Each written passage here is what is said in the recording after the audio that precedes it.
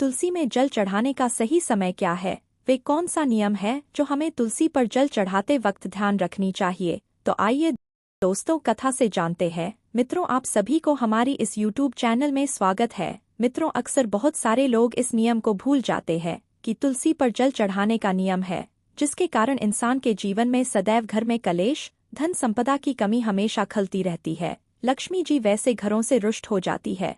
मित्रों, हिंदू धर्म में तुलसी के पौधे को विशेष रूप से पूजा की जाती है और इसके कई नियम भी बनाए गए हैं। अगर हम इसकी पूजा नियमित रूप से करते हैं, जो घर में सदैव समृद्धि बनी रहती है। ज्योतिष में तुलसी के पौधे को रोजाना जल चढ़ाने की सलाह भी दी जाती है। मान्यता है कि यदि आप तुलसी के पौधे में नियमित जल चढ़ाते हैं तो आपकी समस्त मनोकामनाएं पूर्ण होती हैं और पापों से मुक्ति भी मिलती है।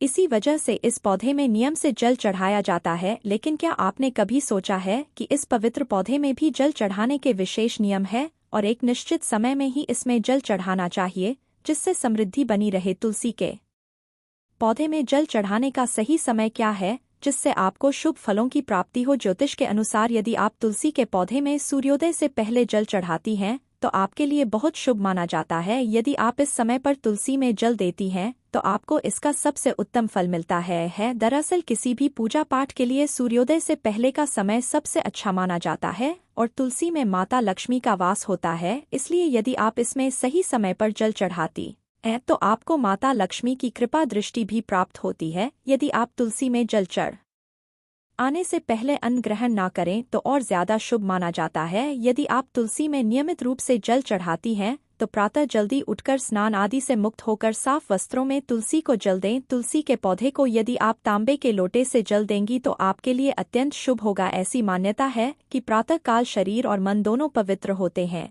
इसलिए यदि आप इस समय तुलसी में जल चढ़ाती हैं तो इसे बहुत लाभकारी माना जाता है। तुलसी के पौधे में जल चढ़ाते समय आपका मुख पूर्व दिशा की तरफ होना चाहिए। आप ईशान कोण में न रखें। यह चीजें की तरफ भी तुलसी के पौधे में जल चढ़ सकती है। तुलसी के पौधे में हमेशा जड़ की तरफ से जल चढ़ाना चाहिए, जिससे इसका प्रभाव पूरे पौधे पर होता है। यदि आप तुलसी में जल चढ़ाती हैं तो आपको भूलकर भी दिन के 12 बजे के बाद जल नहीं चढ़ाना चाहिए। वहीं आपको रात के समय भी तुलसी में जल न चढ़ाने की सलाह दी जाती है। वहीं मान्यता यह भी है कि आपको संध्याकाल के बाद तुलसी का स्पर्श भी नहीं करना चाहिए। ऐसा करने से माता लक्ष्मी आपसे नाराज हो सकती है और आपको धन हानि हो सकती है। आपको एकादशी तिथि के दिन भी तुलसी के पौधे में जल न चढ़ाने की सलाह दी जाती है, क्योंकि इस दिन माता तुलसी भगवान विष्णु के लिए निर्जला उपवास रखती है। आपको रविवार के दिन भी तुलसी के पौधे में जल नहीं चढ़ाने चाहिए। तुलसी में बहुत ज्यादा मात्रा में एक साथ जल नहीं चढ़ाना चाहिए।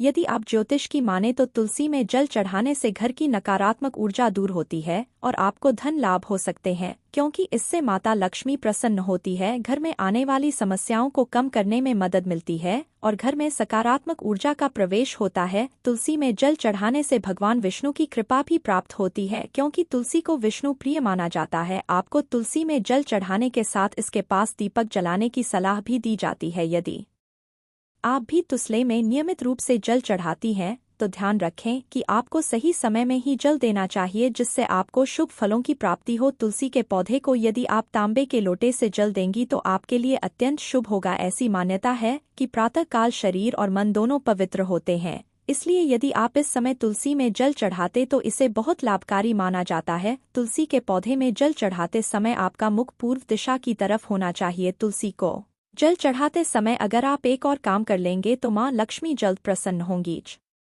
ज्योतिष शास्त्र के अनुसार तुलसी को जल देते समय ओम सुभद्राय नमः मंत्र का 11 या 21 बार जाप करें। मान्यता है कि तुलसी पर जल चढ़ाते समय इस मंत्र का जाप आर्थिक तंगी दूर कर देता है। आप चाहे तो हल्दी को तुलसी के पौधे पर छिड़क दजा सकते हैं। ऐसा करने से तुलसी का पौधा हरा भरा बना रहता है, जिससे साधक को लक्ष्मी जी की कृपा प्राप्त होती है और उसे आर्थिक तंगी का सामना नहीं करना पड़ता। ऐसे में आप तुलसी के पौधे को दोबारा हरा करने के लिए आप गोबर और नीम पत्ती का इस्तेमाल कर सकते हैं, लेकिन इसे एक विशेष तरह से यूज करना होता है। इसके लिए गोबर को पहले सूखा ले, फिर इसका चूरा बनाकर पौधे की मिट्टी में डालें।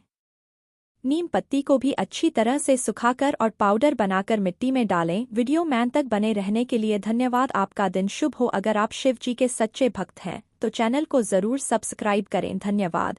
हर हर महादेव।